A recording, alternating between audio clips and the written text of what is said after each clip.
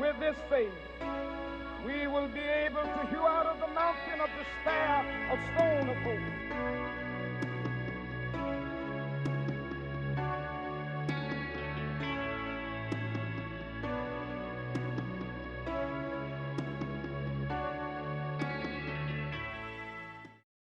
So good afternoon. It is certainly my pleasure to welcome you here on behalf of the Board of Trustees, the faculty, the staff, the students, and all my colleagues here at Parkland College.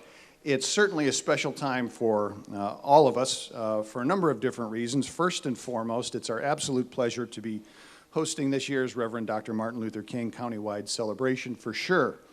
And I'd like to thank those that were participating on the committee that helped organize this. There are members from the cities of Urbana and Champaign, the University of Illinois, the Champaign County Board, our Dean Marietta Turner and Director Kathleen McAndrew from Parkland College. Thank you all for helping organize this 16th annual celebration. Maybe we can give them a round of applause.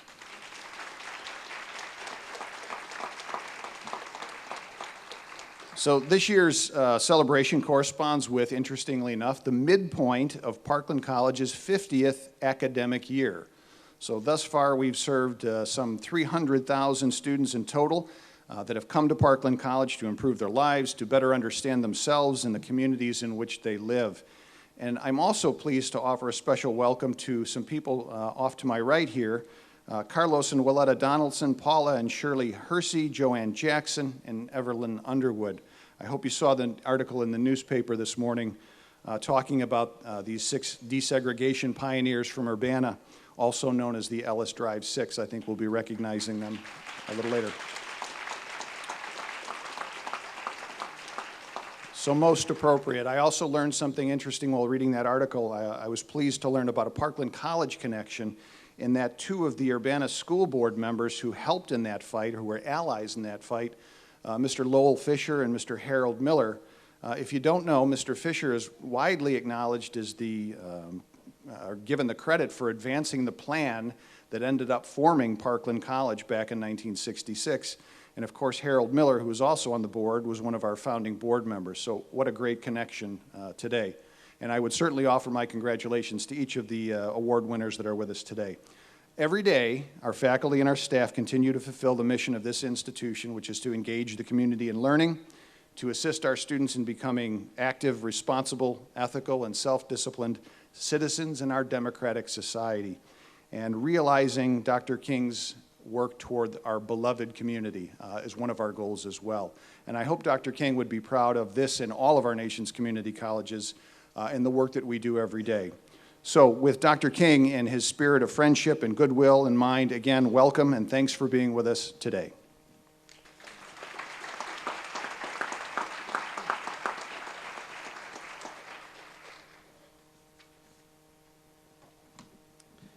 Good evening. My name is Alex Batista, and I work for the City of Urbana. I'm pleased to welcome you on behalf of the 2017 MLK Celebration Committee. We're particularly thankful for Parkland College.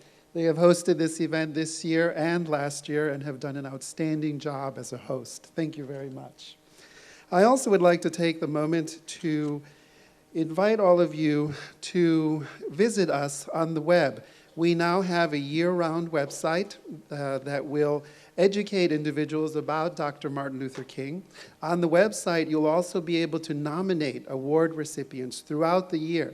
We continue to be surprised by how many individuals we have in our community that are renewing and extending and living Dr. King's dream and reminding us of everything that's possible. Today, we have the privilege of recognizing 3 outstanding groups and individuals who continue to remind us of how much we can achieve together. I'd like to read a little excerpt from the program pamphlet that I think is very important for us. Today, we joined together to celebrate what a diverse community we are. We gather to recognize and to celebrate our common yearning for peace, friendship, and recognition that we are all created equal. Thank you and welcome.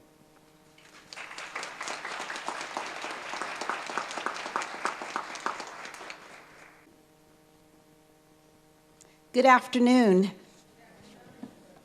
We're very excited to be spending the next hour with you. My name is Asada Zarai, and I am a professor of sociology at the University of Illinois and also Associate Chancellor for Diversity.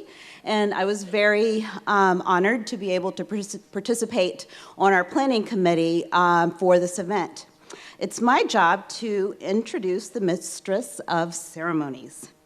Jennifer Roscoe grew up in northwest suburbs of Chicago and went to the University of Illinois, majoring in broadcast journalism. She was an intern at WCIA in 1992. After graduating with honors in 1993, Jennifer was hired as a reporter at WCIA and was appointed anchor in 2000. She has interviewed thousands of people, but her proudest accomplishment at WCIA was starting the Kids to Know segment. Jennifer explains, there wasn't a place in the newscast for kids doing great things outside of sports. They deserve the spotlight too. We can all learn from them. She also started Angels Among Us, which I'm sure many of us are familiar with.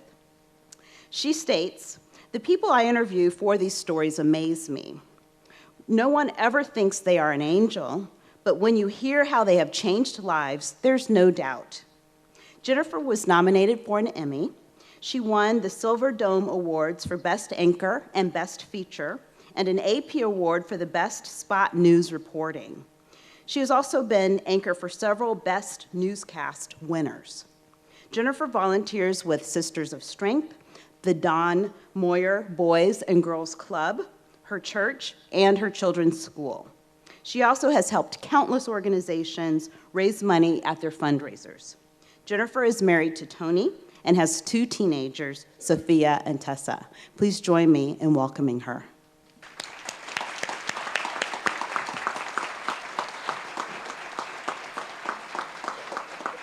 Thank you, Asada. I liked how Alex came from the back, so I thought I'd copy that. You probably thought, where the heck did she go? Does she know she's up? Yes, I know I'm up because let me tell you, I've done this. I was trying to count how many times that I've been able to MC this event. I can't remember because it's been so many times, but I'm always so honored that they asked me to come back. And I love being here for this afternoon.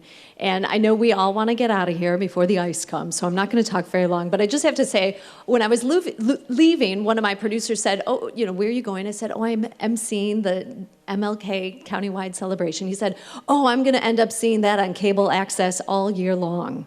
I don't know if you ever catch it on cable access. I know I always have to pick out a good dress because it's going to be played on cable access. But let me tell you, is this cable access camera right here? Okay.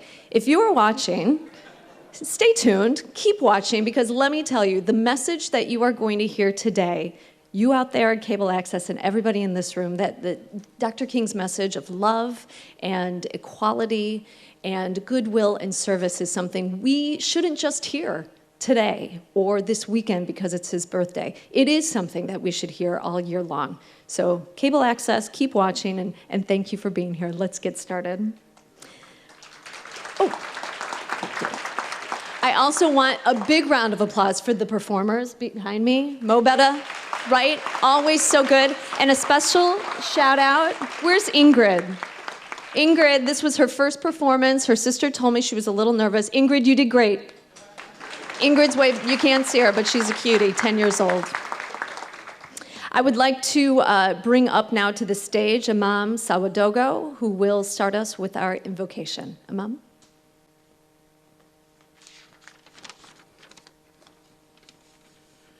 I am honored to be part of this celebration, honoring the memory of Dr. Martin Luther King, Jr. Now let us pray. In the name of God, the most merciful, the most beneficent, all praise belongs to God, Lord of the universe. O Lord, as you guided Dr. King to stand firmly against injustice without hate, give us the strength to bear witness to the truth in all fairness, and never let hatred of anyone lead us into the sin of deviating from justice. As we celebrate the memory of Dr. King, inspire us to seek justice through nonviolence, Help us to be reminded of all those who stood firmly with him against the injustice of being denied basic civil rights. Have mercy on all those who are suffering from injustice, insecurity, and violence. Gracious God, increase our love, our tolerance, and understanding of the other, of people who look different than us and who speak different languages than our own. Inspire us to look at diversity as a driving force to knowing one another and not for despising one another. Have mercy on humanity and cure us of the hate and intolerance that are dividing us. O mankind, we created you from a single pair of a male and a female and made you into nations and tribes so that you might come to know one another. Verily, the most honored of you in the sight of God is the most righteous of you. O God, you are the original source of peace. From you is all peace, and to you returns all peace. So make us live with peace, and let us enter the house of peace. Send your peace, which is perfect and everlasting, so that we may think, act, and speak peace. Amen. Thank you.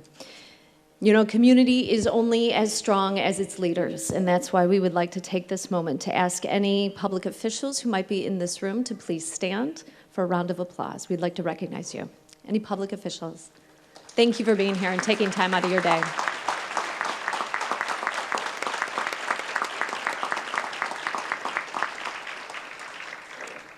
And now, the people on the stage with me, the proclamation officials, are going to be reading the joint proclamation. I'm going to introduce them one at a time. Joining us today, we have Mayor Deborah Frank-Finan from the City of Champaign, Mayor Laurel Lunt-Prussing, City of Urbana, Rick Snyder, Champaign County Administrator, President Ramage, you just met him, from Parkland College, of course, and Interim Provost Edward Fazer from the University of Illinois. Please stand and read the proclamation.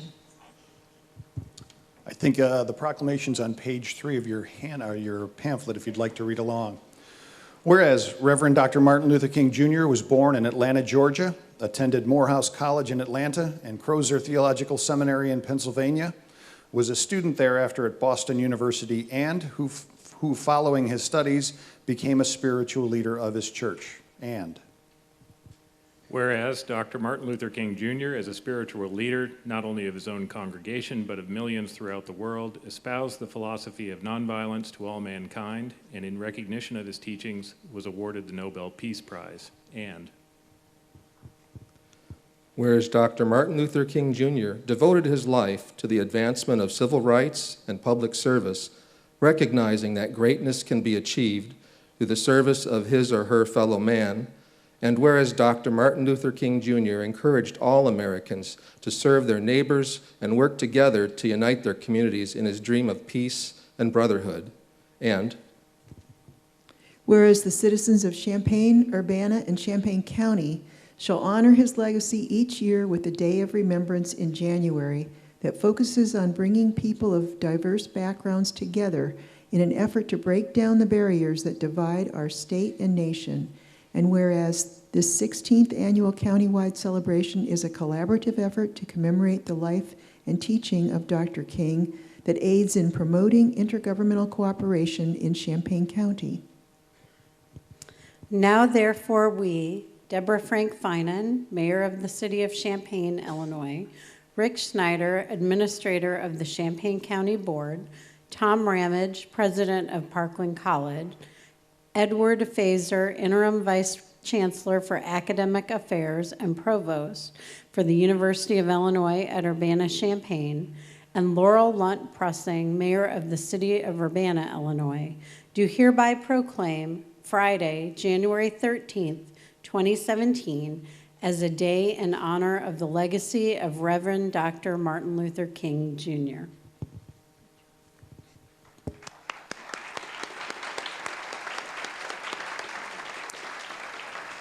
One of the highlights of this celebration every year is to recognize the incredible community service that's done in Champaign County. So if there are any past award recipients, Would you please stand? We would like to recognize that you're here today. Okay, well, they're not here. Do we have, thank you. Thank you.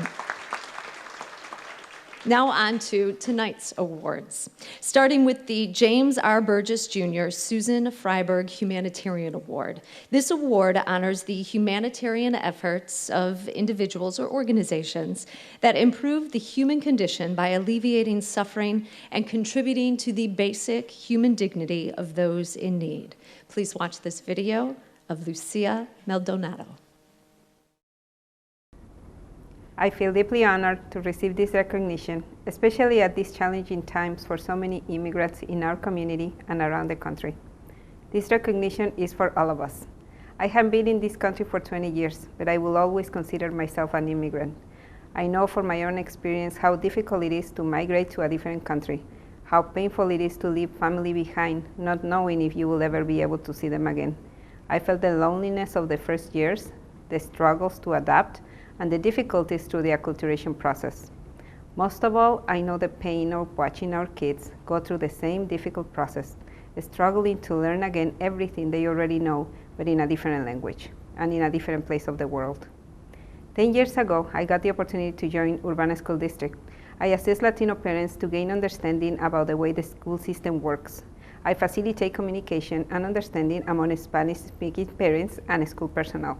I bring community services into the schools and create support systems for Latino students and their families through networking with community organizations. In the last few years, I have had the opportunity to work with unaccompanied minors. These are children who are leaving their home countries, escaping from violence, poverty, and child labor. They risk their life to get here, knowing that going back is not an option. These kids had taught me how resilience is. Life as an immigrant is not easy. We have to be strong for our children even when we feel like giving up. We have to keep hopeful even when everything is against us.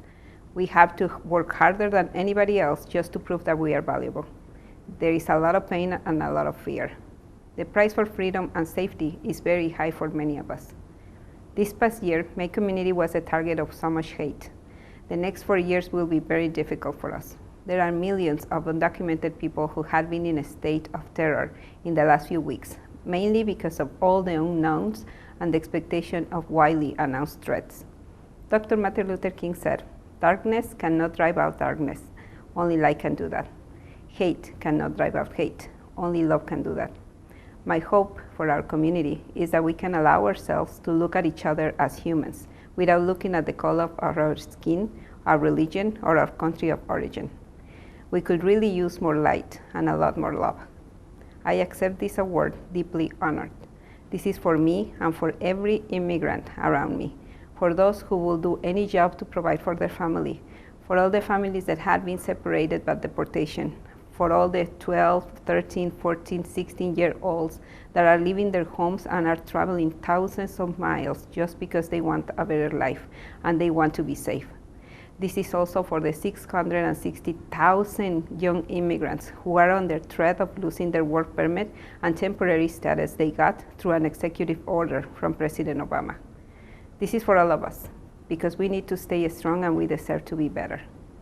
Lastly, this award is also for those of you who recognize that diversity enriches our community and that there is a strength in the difference between us. Thank you. The Doris Hoskins Prestigious Community Service Award is next. This award honors individuals or organizations, in this case an organization, a church, that engages in outstanding volunteerism and in doing so contributes to the well-being of the Champaign County community. And now we're going to hear all about Stone Creek Church. Thank you so very much for this award, and God bless you. We love Champaign-Urbana, Champaign County, and our surrounding communities. Jesus said the greatest among us would be those who serve others. And following this motto of Jesus, we believe that one of the best ways to serve God is by serving others. It's been the filter that we've used all these many years to serve our communities. It's led us to do so many things: a gun exchange, block parties, weekly food pantry in Urbana, monthly food pantry in Rantoul, participate with so many other groups in our communities, See You at Home, different schools. We're just privileged to be able to serve in collaboration with organizations like Myers. Over 1,200 families were fed a wonderful big Thanksgiving meal and turkey at Thanksgiving time. And in this spirit and effort to serve our communities and serve others, with Katie Blakeman, our Champaign County Circuit Clerk, we were able to host the first ever Champaign County Expungement Summit. And it allowed people the opportunity to have their records expunged if they met certain requirements. I don't think I've ever been in such a hope-filled atmosphere in my 30 years of ministry here in our communities. We know this has been an incredibly turbulent year that in many ways has broadened the gap among people from different races in the United States. Stone Creek Church, like most churches, preaches a gospel of racial reconciliation. We believe it's the center of the gospel. And to us, that means that diversity is something that is not to be tolerated, but celebrated. And that's why it's such an honor to receive this award in the spirit of Dr. Martin Luther King Jr. I'd like to end with one of my favorite quotes of his. We all have the drum major instinct, he said. We all want to be important, to surpass others, to achieve distinction, to lead the parade. And the great issue of life is to harness the drum major instinct. It is a good instinct if you don't distort it and pervert it. Don't give it up. Keep feeling the need of being important. Keep feeling the need for being first. But he said, I want you to be the first in love. I want you to be the first in moral excellence. And I want you to be the first in generosity. And really, that's all anybody does when they try to serve their communities. So on behalf of Stone Creek Church, thank you so much for this high honor in our communities, and God bless you. Now the Dr. Martin Luther King Jr. Outstanding Achievement Award. This award honors individuals and organizations that work for social justice in the spirit of Dr. King. The principles of justice that Dr. King espoused include promoting equal rights for all persons, regardless of race, religion, economic status, or physical or mental disability. Now, the incredible story, I don't know how many of you know this, but I'm just learning about it today, of Dr. Ellis Drive 6. We, the Dr. Ellis Drive 6, Evelyn Burnett Underwood, Carlos Donaldson, Willetta Donaldson, Paul Hersey, Shirley Hersey, and Joanne Jackson, thank the cities of Champaign-Urbana, Champaign County Board, Parkland College, and the University of Illinois for our receiving the 2017 Dr. Martin Luther King Jr. Outstanding Achievement Award, which honors individuals who work for social justice in the spirit of Dr. King. There's no doubt that there were many individuals deserving of this prestigious award. However, Ecclesiastes 3:1 states, quote, "To everything there's a season, and a time to every purpose under the heaven," unquote. This is the Dr.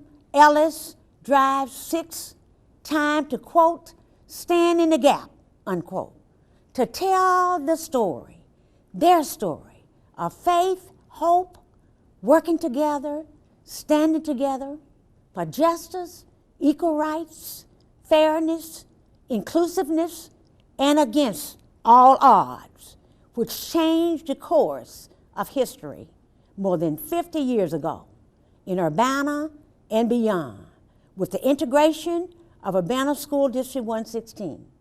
Without courage, sacrifice by families, a resolve of black and white leaders to face seemingly almost unsurmountable challenges that could have been overwhelming if we allowed them to. For example, in 1967, the quote, T.H.E. slate, seeking to unseat the Board of Education that integrated Urbana schools a year earlier. We refused to allow them. We were determined to face these challenges without retreating. We had to move forward. We had to win. That spirit of togetherness, of community, united us as we planted the seeds of sacrifice and commitment. And in 1968, the community elected its first Black to the Board of Education. Yes, we're here today representing and accepting this award on behalf of the past, present, and future parents, students, school boards, administrators, and teachers in our beloved community, our state, our country, our world, as we seek to ensure a better future. Thank you, and God bless you. Again, many thanks to the 2017 Reverend Dr. Martin Luther King Jr. Celebration Committee for honoring the Dr. Ellis Drive 6 with the 2017 Martin Luther King Outstanding Achievement Award. We cannot accept this award without also thanking the following: the members and their families of the Urbana School District Number 116 Board in 1965, 1967 for being willing to meet and work with community members about their concerns regarding the education of all children, reach a solution that not only benefited this community, but others within the state. Second, all of the residents of the Dr. Ellis Drive subdivision and the Urbana community who were willing to do whatever and be wherever they needed to be to also make the transition and the overall process as smooth as possible by being supportive and available to the district, teachers, and families in the community for many years. And third, to Dr. Chandra Gill, CEO of Black Academically Speaking, for her interest in our work and her continued acknowledgement through books, speaking, engagements, etc., of how our work 50 years ago made her and so many others possible at the University of Illinois. We are extremely honored to know now that our work on the integration of the schools was a foundation for so many other historical events in this community, in this state. Our hope is that 50 years later, we can do just what we did then as a community, work together to achieve the best for all and everything together. Again, thank you. Okay, now I'd like to bring up to the stage Geraldo Rosales, Champaign County Board Member. Geraldo.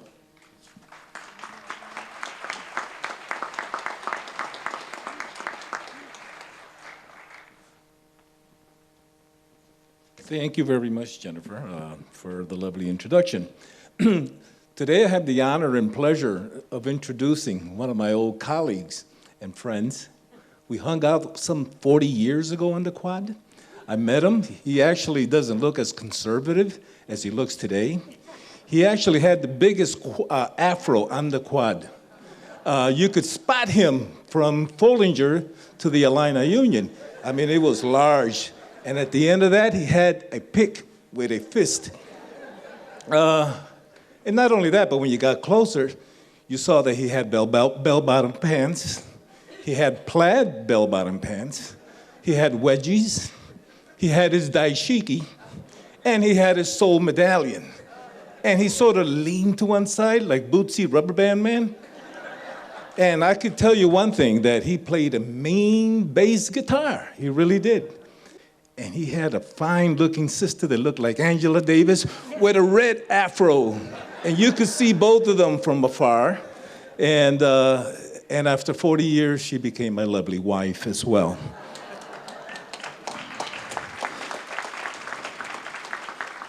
Professor Benson is an associate professor in the Department of Journalism, the Department of African American Study, Institute of Communication and Research, the Department of Psychology at the University of Illinois. He earned both his bachelor's and master's degree in journalism with a concentration on political science, and he earned a Juris Doctor degree in Georgetown University, a private research university in Washington, D.C., founded in 1789. He currently is a member of the Illinois Bar, the District of Columbia Bar, and the Federal Bar, the North District of Illinois. Professor Benson has done numerous television and radio and print interviews and has delivered a number of major speeches and presentations on the significance of Mamie Till Mobley's contribution to the modern civil rights movement, on the historical significance of the Black advocacy press, on media agenda settings, on race, power, and privilege in America, on everyday racism, microaggression, Black images in film, and on the violent enforcement of racial, ethnic, and gender differences through ethno-violence. The common theme amongst the presentation is the role of a free and responsible press, deepening public understanding with an assessment of how effectively the media and meetings this social responsibilities. Please help me in welcoming a warm welcome, Champagne welcome, to author, journalist, playwright, and lawyer, Professor Christopher Benson.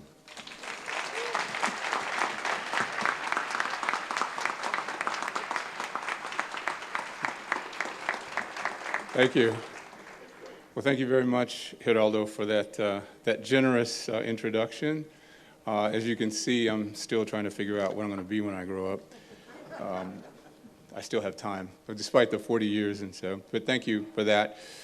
Thank you to everyone who's responsible for putting this event together, to Rachel Joy, Community Relations Manager for the City of Champaign, Alex Bautista, Director of Human Resources for the City of Urbana, the organizing committee, staff members of both cities, county, and I appreciate all of your work, your hard work in bringing us to this moment, for all the sponsors who made this moment possible. Thanks to all of you for coming out today for this moment to share in the reflection, remembrance, and renewal. Special shout out to the honorees today. We really greatly appreciate you for your accomplishments, but mostly for honoring us with your good works and your social commitment, and for challenging us to do more, setting an example of just how much more can be done. So thank you for that.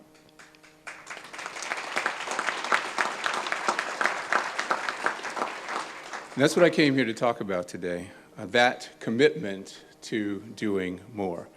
January is a great time for us to have this kind of discussion because of our traditional practices. As we know, Janus, the god of, well, January, is represented with two faces. And I promise you, this reference to the god with two faces is not the setup for a political joke. But Janus, who stands as the god of portals, is two-faced. One face looks back. The other face looks ahead, reviewing what has been, anticipating what will be, much as the African Sankofa bird does. We do this ourselves each year when we make our New Year's resolutions. We consider what we've done, what we haven't done, what we need to get done. And we make a commitment to doing more. We make resolutions, yet sadly, so much has yet to be resolved in our individual lives, and as we've seen recently, even in our society. So this year, let us make commitments. Let us rededicate ourselves to a dream that once was shared with us by Dr. King. Let us pledge to make that dream come true. Before we move forward, though, we do have to glance back, as with Janus and the Sankofa bird, glance back to consider what we've experienced during a tumultuous year, a political year, a year in which we once again confronted that mountain of despair Dr. King talked about some 63 years ago. And this is not a political speech, but this is not about people who voted one way or the other or another still. It's not about particular people who ran for office or were elected to office. So it's not a political speech, but it's very much about political speech. Speech that incites more than it inspires. In fact, the mountain of despair we're confronting now is the result of disturbing discourse, a destructive dialogue, a dehumanizing debate, expressions of so many things that violate the bedrock principles upon which this country was founded. Principles that made the country great, long before empty promises of political rhetoric. Principles that made this country a shining example to so many emerging democracies across the planet. Suddenly, Over the course of this past year, people were raising questions that once had been hidden in the dark, ugly spaces of fringe websites, and that now were being raised openly, questions about long-settled American values. Where we once valued inclusion, we found so many among us advocating exclusion. Where we once valued freedom, justice, equality for all, we found so many among us who wanted to redefine who us is. In many ways, that made some of us into them. Where we once prided ourselves on our compassion and our empathy, we found ourselves pressed up against walls of indifference. The media, my colleagues, kind of missed this story in its early stages. The story of the gathering storm. They've come around, but the media failed to point out those gathering storm clouds out on the horizon. Of course, as we learned in November, the media are not very good at forecasting. An early warning just might have given us a better chance of engaging in productive dialogue about how we can come together to weather the storm, to meet the challenges ahead. And coming together is itself the first challenge we must meet. You see, we're on the cusp of a new demographic reality in this country, a reality in which there no longer will be definable racial or ethnic majority. Some people, obviously, some people are having a little trouble navigating this terrain. They believe, they've been made to believe by political demagoguery that they will be left behind. And that is not the case. But we should not be daunted. We're up to the challenge of that mountain of despair. I mean, years ago, Ashford and Simpson told us as much, didn't they?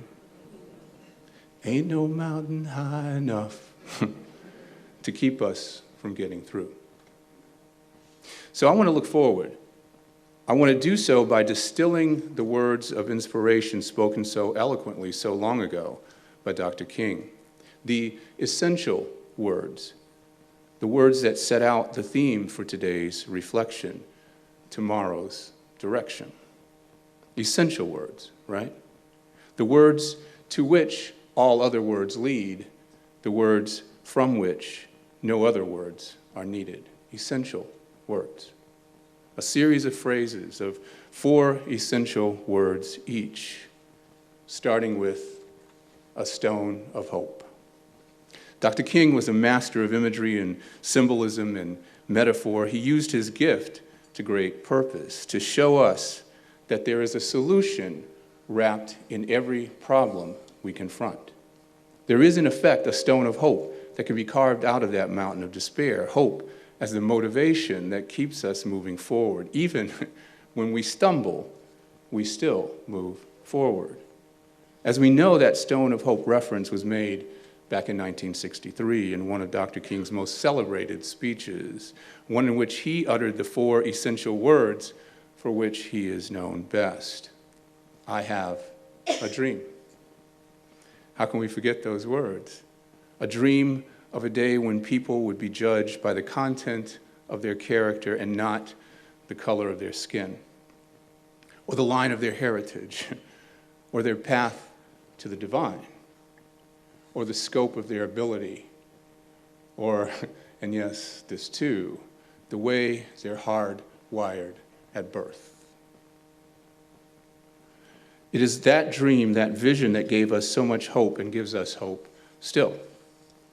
But with that hope comes a deep responsibility, not just to benefit from the fruits of that hope, but to plant the seed, nurture it, cultivate, harvest. The point is that we have work to do. We have to work for that benefit. 4 more words. Freedom is never free. We have a duty as citizens of this great democracy to be engaged at any and all levels, in our homes, in our schools, in our places of worship, at the polling places, and yes, online. We must make enlightened choices, but we also must make our choices known. How do we do that? First, We have to expose ourselves to a balanced diet of information, not just the information that reinforces what we already think. There's no growth in that. Einstein once said that you can't begin to solve problems with the same mind that created them. Now, you don't have to be an Einstein to get that. You just have to be open to getting that. And getting that means we have to support the media. Shameless promotion here. We have to support mainstream journalism. But support for media also means becoming critical consumers of media, becoming media literate, and talking back. Letters to the editor, public comments online. Tell people when they get it wrong and help them see how to get it right. Register to vote, organize voting registration drives, and work to maintain the integrity of the voting system. Time and good journalism will tell whether this past national election was, as one candidate claimed, rigged. But one thing is clear. We should never again allow elections of our political leaders by less than a quarter of the electorate. Staying uninformed, staying on the sidelines, staying at home is not voting, and it is voting at the very same time. So what role do you play in this process? 4 more words. Find your life's purpose. Each one of us has a unique gift, a special talent, something that sets us apart from every other person on this planet. What is that thing that sets you apart? What is your superpower? If you're open, it will be revealed to you. I'm here to tell you as living proof.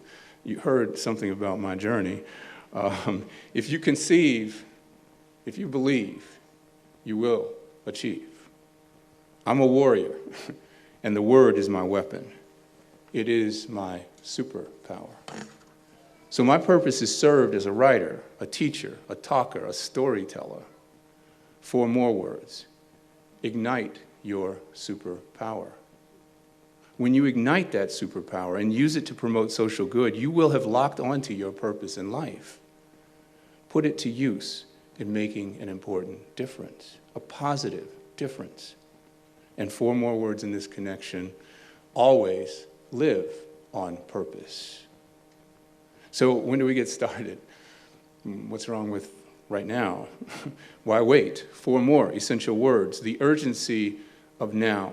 Now, I know you've probably heard this as the fierce urgency of now, but that's 5 words and that takes me off theme. So, the urgency of now. November 8th has come and gone. January 13th is nearly gone. What are you going to do? What are you going to do now? Don't miss your moment. On this point, we can draw inspiration from the coming generations. My 7-year-old niece, Madison Jackson, was watching the news during the campaign season, and she told us that she wanted to go out and vote. 7, and she didn't want to wait another 11 years. The urgency of now.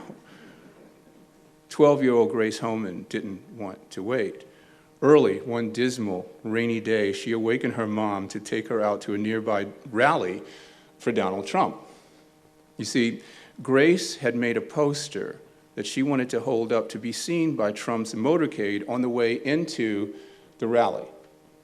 The poster, 4 essential words. We stand for justice. Amazing grace.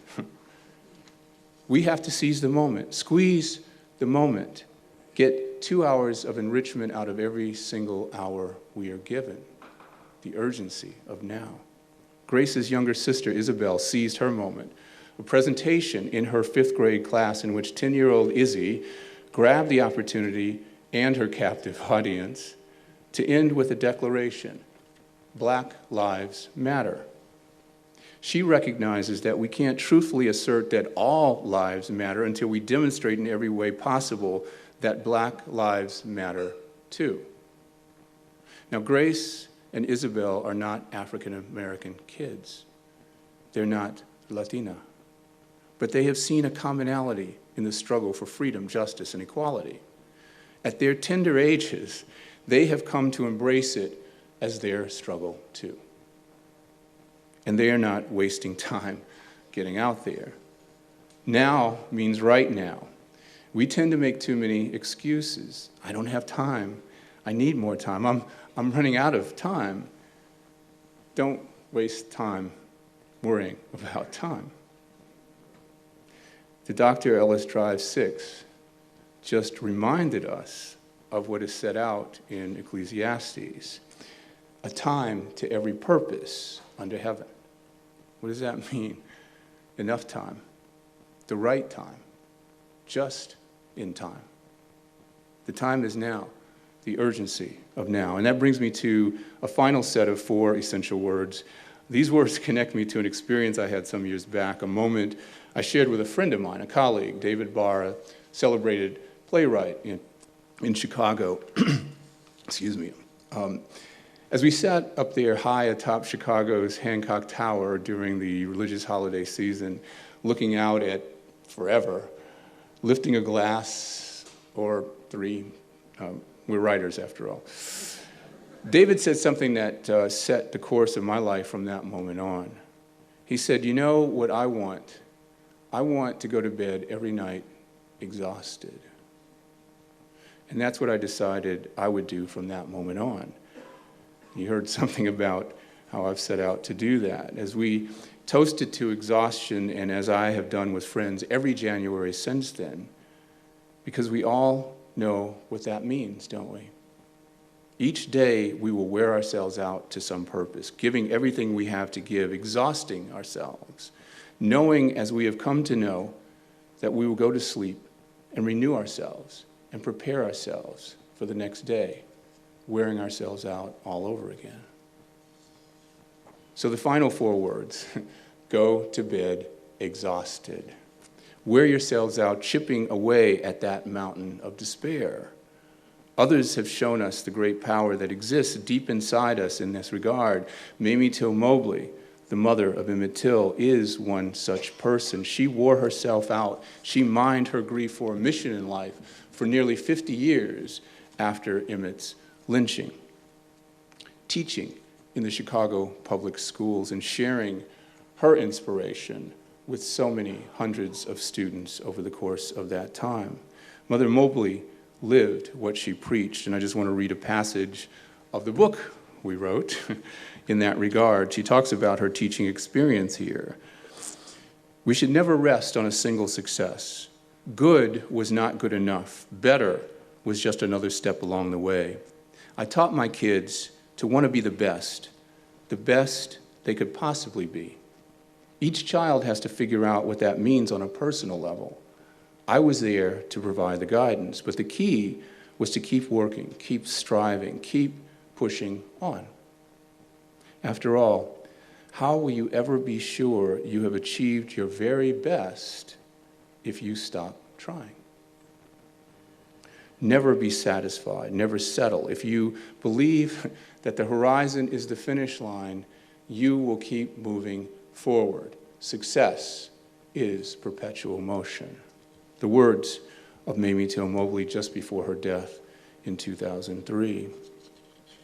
She died of a massive heart attack at 81, preparing to travel to Atlanta to deliver a keynote address at Dr. King's Ebenezer Baptist Church in January.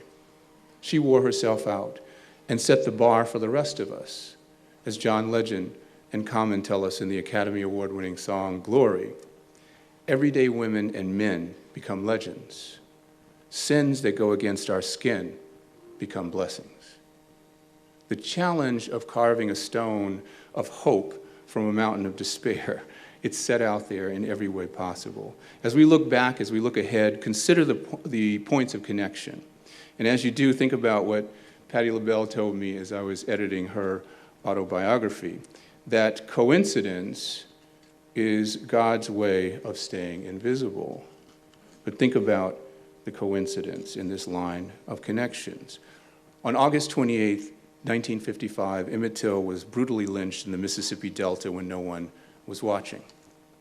On August 28, 1963, Dr. Martin Luther King Jr. delivered his I Have a Dream speech on the Capitol Mall while 250,000 people watched. On August 28, 2008, Barack Obama gave his acceptance speech for the Democratic nomination for president while millions of people watched all across the nation. From a time when people knew they could get away with the murder of a black person, to a time when a minister prophet shared with us his vision of a better way, to a time when a world leader emerged, poised to take us to that place. You are what all this has been for. You are what Emmett Till died for. You are what Martin Luther King Jr. lived for. You are what Barack Obama stands for. An inclusive society where we're not defined in opposition to each other in a zero-sum game of us against them, where I can only be considered good if I hold myself up to the other who is bad, smart, stupid, honest, dishonest, powerful, subordinated. There's enough good to go around. There's enough power to share. Let's appreciate the value of difference, of multiple perspectives, of the great power in power sharing. But we have to be true to all of that. Be true to the sacrifice. Be true to the memory. Be true to the vision. You are the dream.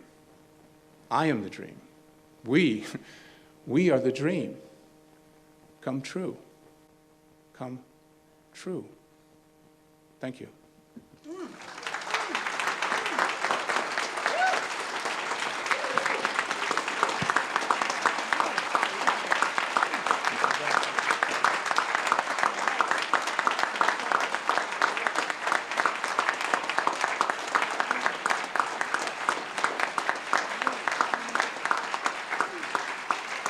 Thank you so much, Professor Benson.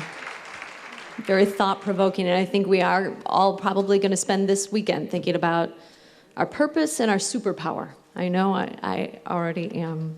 We'd like to close tonight with thanking our sponsors, our gold sponsors, Champaign Unit 4 Schools, Urbana Unit 116 Schools, and Champaign-Urbana MTD. And now to acknowledge our silver sponsors tonight, Busey, Carl Foundation, and Rosecrans. Thank you very much for your support of this event. Our bronze sponsors, the AFL-CIO Champaign County Regional Planning Commission, City of Champaign Township, Commerce Bank, First Federal Savings Bank of Champaign-Urbana, UIUC School of Labor and Employment Relations. Thank you so much. And the acknowledgement sponsors you can find on the back of your program. There will be a reception immediately after, and there will be more music from Mo Betta, so it doesn't get better than that. And now I would like to bring up Pastor Willie Comer of Berean Covenant Church for our benediction.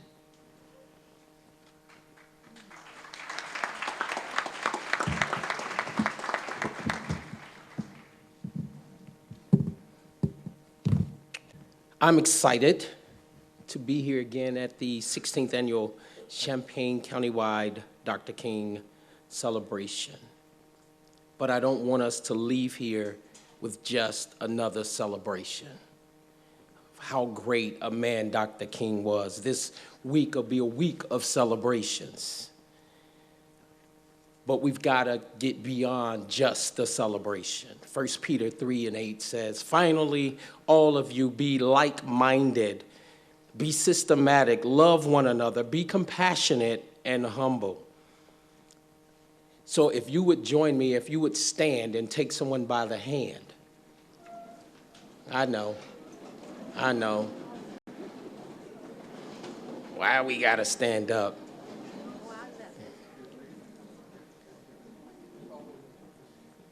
And let us pray.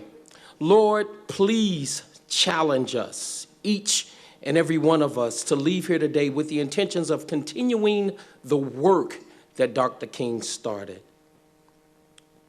Let us remember that it was a movement, and we have to keep moving. With the many issues of race facing facing our nation today, we question, and we have to ask the question, what is my responsibility to ensure that my community, my state, my nation, and the world can come together in unity? And so I pray for the hand that I hold. We press life into the hands that we hold. We press love into the hands that we hold, that this community would be the leader in what it looks like to have a community of diversity. We take the responsibility to keep the movement moving, but we can only do it with you, God. And so we need you to walk with us. We need you to be with us every step of the way. It's in Jesus' name that I pray. Amen. Now slap your neighbor high five. Say, let's go to work. Let's go to work.